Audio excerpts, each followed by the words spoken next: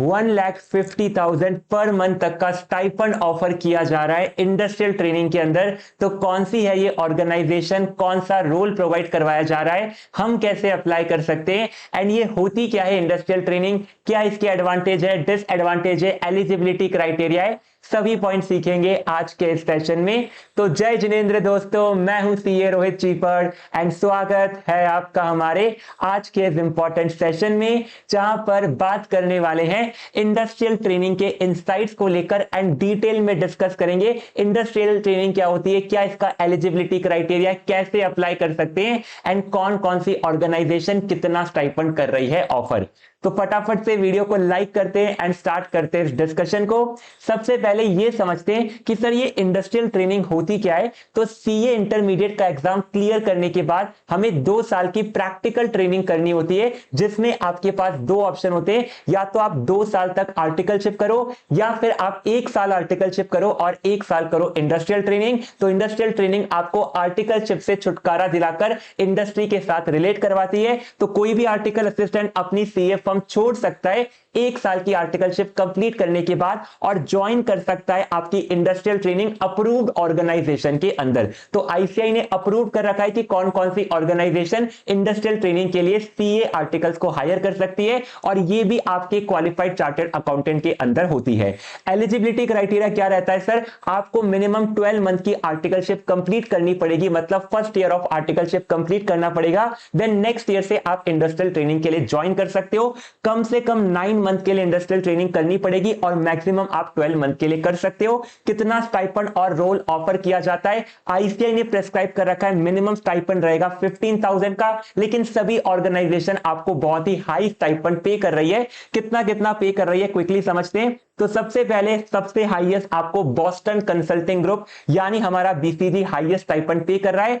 1,50,000 per month का stipend दिया जा रहा है। कंसल्टिंग के रोल के लिए यहां पर हायरिंग हो रही है, बट यहां पर एक छोटा सा कैच है कि बीसीजी केवल और केवल ऑल इंडिया रैंकर्स जिन्होंने बिग 4 से आर्टिकलशिप करी है उन्हीं को यहां पर इंटर्नशिप के लिए हायर करता है। तो बहुत ही लिमिटेड नंबर ऑफ कैंडिडेट ही यहां पर अप्लाई कर पाते हैं, लेकिन बीसीजी के बाद में जितनी भी आपकी ऑर्गेनाइजेशन है वो सभी कैंडिडेट्स को कंसीडर करती है। जैसे आपका JP Morgan, Goldman Sachs, Nomura, HUL, Flipkart, Reliance, Aditya Birla, Marico, Godrej, BPCL, इस तरह से बहुत सारी ऑर्गेनाइजेशन है। जो मोस्ट पॉपुलर ऑर्गेनाइजेशन है, जो सबसे highest number of trainee hire करती है, उनका हमने डेटा यहां पर पिक करा है। तो जेपी मॉर्गन आपको अप टू 1,20,000 तक का स्टाइपेंड देती है। बेस्ड ऑन डिफरेंट रोल आपका जो स्टाइपेंड है वो डिफर कर सकता है। यहां पर इन्वेस्टमेंट बैंकिंग में, क्रेडिट एनालिस्ट में, फाइनेंस में, अकाउंट्स में मल्टीपल रोल पर जेपी मॉर्गन करता है हायरिंग। अब यहां पर आपको लगेगा सर इन्वेस्टमेंट बैंकिंग मतलब हमें इक्विटी रिसर्च का काम सीखने को मिलेगा, तो आपको यहां पर इक्विटी रिसर्च का काम इतना डिटेल में सीखने को नहीं मिलेगा,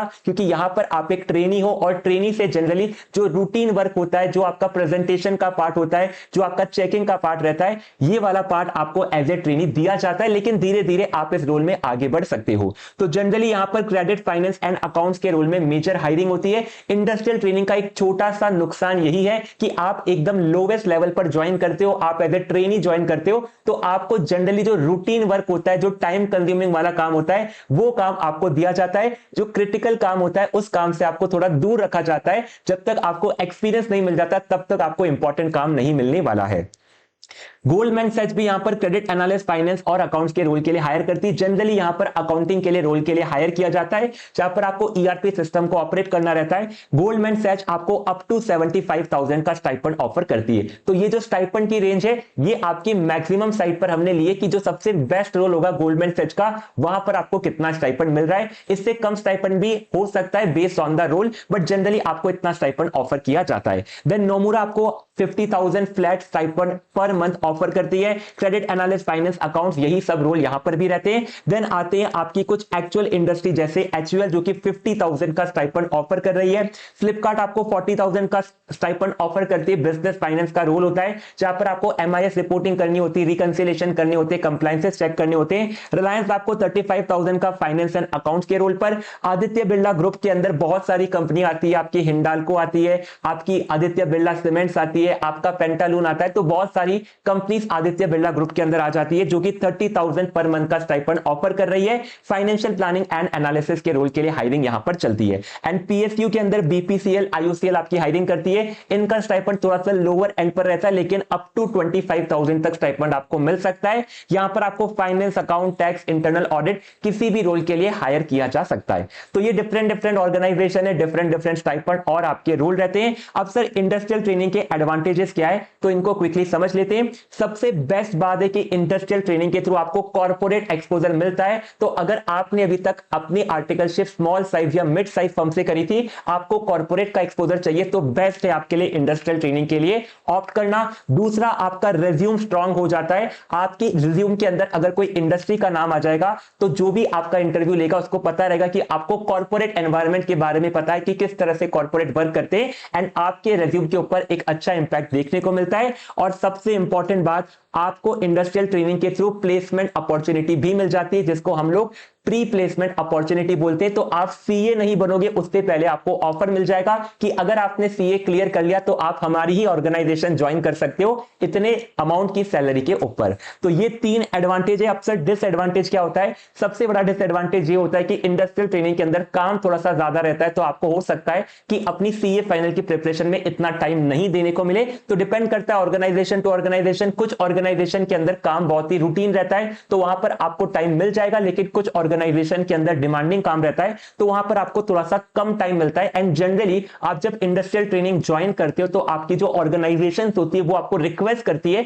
कि आप थोड़े और टाइम तक हमारे साथ जुड़े रहो और आप अपना सीए फाइनल का एक अटेम्प्ट स्किप कर दो। तो जनरली ये रिक्वायरमेंट आपकी ऑर्गेनाइजेशन की तरफ से आती है, तो सीए फाइनल प्रिपरेशन के अंदर थोड़ा चैलेंज रहता है। और मेन जो यहां पर डिसएडवांटेज है, क्योंकि आप सबसे लोवेस्ट लेवल ऑफ ऑर्गेनाइजेशन को ज्वाइन करोगे, आप एज ए ट्रेनी ज्वाइन करोगे, तो आपको बहुत ही रूटीन और रिपीटेटिव वर्क मिलने वाला है, डेटा एंट्री का, रिकंसिलिएशन, प्रेजेंटेशन एंड कंप्लायंसेस का। तो आप भली कंसल्टिंग में काम कर रहे हो, लेकिन आपका जो काम रहेगा वो स्लाइड प्रिपेयर करने का रहेगा, आपके कलर फिल करने का, फॉन्ट चेक करने का, प्रेजेंटेशन चेक करने का काम रहेगा। लेकिन धीरे धीरे आप जैसे जैसे बढ़िया काम करते रहोगे, बढ़िया काम आपको मिलता रहेगा।